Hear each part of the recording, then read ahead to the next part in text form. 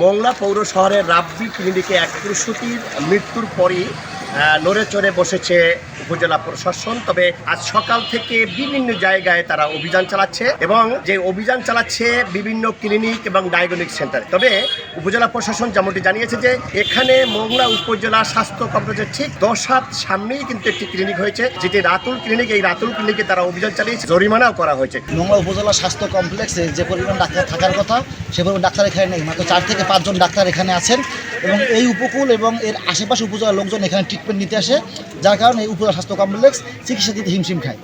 অসহায় মানুষগুলো নিরুপায় হয়ে খুলনা না গিয়ে এখানে 2-1টি ক্লিনিক রয়েছে সেখানে আসে, কিন্তু এই ক্লিনিকের চিকিৎসা সেবার মান এতটাই খারাপ যে এই মানুষগুলোকে তারা জিম্মি করে টাকা হাতিয়ে নেয় এবং তারা সেবার যে ব্যাপারটা সে সেবা থেকে সম্পূর্ণ তারা বঞ্চিত হয়। মূলত লাস্ট যেই রুগীটা রাব্বি ক্লিনিকে গেছে সে কিন্তু নিজের আত্মীয়ের দ্বারাই গেছে।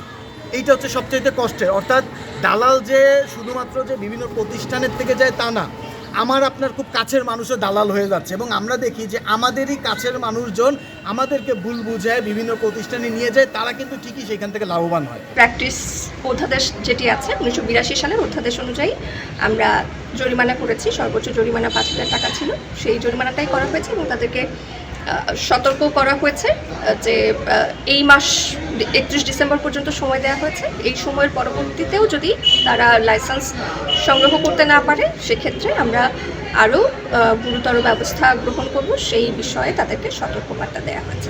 যদি অল্প দিনের মধ্যে তাদের যে অসঙ্গতি যদি সমাপ্ত না করা হয় তাহলে প্রশাসন তাদের বিরুদ্ধে কঠোর ব্যবস্থা নেবে, এমনটি জানিয়েছে উপজেলা প্রশাসন। মাহমুদ হাসান, সময় সংবাদ, মোংলা।